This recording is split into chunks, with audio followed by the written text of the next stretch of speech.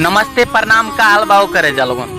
तो हम लोगन का तो बहुत कमेंट होता कि हमारे नाम पर वीडियो बनाओ, तो भाई लोग वीडियो बना के भेज दे में कोनो दिक्कत नहीं के। मगर रहल बाती तो हम लोग तो जनते वाला जान कि रोपनी के सीजन चालू हो गई बा, सबके वो अपने अपने रोपनी में लग गई बा। हमनियों के घर के खेती बा तो रोपनी करावल भाई लोग जरूरी है बा। तो हम लोग सोचत बजा कि भाई हमनी के कमेंट ना पढ़े ले, तो ऐसा कोनो बात नहीं कि भाई लोग हम सबके कमेंट पढ़ी ले और सबके रिप्लाई दिले। तनी एक दो दिन सब्र कर जान, सबके कमेंट पूरा करब। भाई लोग जितना तहनी के कहले बड़ा जान कि अपने नाम पर, गांव के नाम पर, जात के नाम पर शायरी बनावे के, सैड शायरी, तो भाई लोग हम सबके बना के भेज देब। सबके नाम पर तनी दिक्कत होई एक दो दिन के हम बना के भेज देब। तो रहल बाती रोपनी उपनी के सीजन बाद थोड़ा एक दो दिन टाइम लागे। तो आज हम तहन लोगन के बता दी कि आप लोग जितना तहन लोग ये वीडियो सैड शायरी, स्टेटस भोजपुरी शायरी देखे ला जान, सुने ला जान, वो शायरी के राइटर बानी विशाल माइकल राज।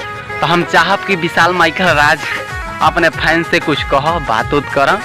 और सबसे पहले तो मैं कहना चाहूँगा कि जितने हमारे वीडियो देख रहे हैं भाई लोग या छोटे भाई या बड़े भैया, सबको हाथ जोड़ के नमस्कार करता हूँ।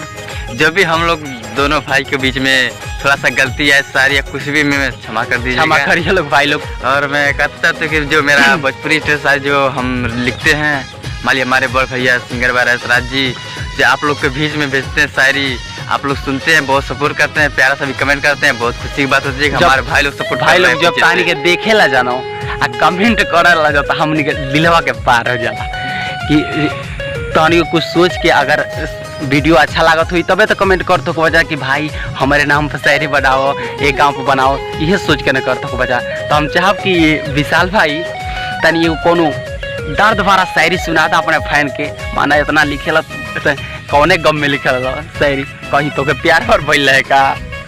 देखिए भाई लोग, ऐसा प्यार का कोई बात नहीं। अच्छा, प्यार और का चक्कर नहीं है, चलो कुछ नहीं, ऐसा बात है। हमारे जो दोस्त रहते हैं उन लोगों को मैं दर्द देखता हूँ तो कुछ लिखता हूँ उन्हीं को दर्द देखकर। तो मैं एक अपना दिल का मैं छोटा सा एक दो शब्द कहूँगा, आप लोग तो भाई लोग समझ जाएंगे, क्योंकि पूरा विश्वास है। हमारे बड़ भैया लोग तो बुर्बक है नहीं। अच्छा, तो भाई लग रहा कि कभी थोड़ा प्यार ये समझ ले हुआ था भाई, क्या करें, जिंदगी ऐसा ही है। हाँ चलो, मैं बता रहे हूँ कि अपने दिल के बारे में।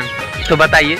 मैं कभी शायर नहीं था दोस्तों, मैं कभी शायर नहीं था, उसने शायर बना दिया। वाह वाह, क्या बात है। मैं कभी शायर नहीं था, उसने शायर बना दिया। प्यार तो किया था उसने भी मुझसे, प्यार तो किया था उसने भी मुझसे, बाकी कम वक्त के समय के साथ साथ वो दूसरे से दिल लगा लिया। क्या बात है। तो भाई लोग वीडियो अच्छा लागल हुई तो लाइक कर जा, कमेंट कर जान, और हमारे चैनल पर पहली बार होकर जाए तो चैनल के सब्सक्राइब कर जाना, और साथ में बेल आइकन का जरूर दबाई जान। और भाई लोग वीडियो के अच्छा लागल होगा तो शेयर करा जान। नमस्ते प्रणाम, फिर से मिलल जी अगले वीडियो में। नमस्कार, जय हिंद, जय भारत, वंदे मातरम।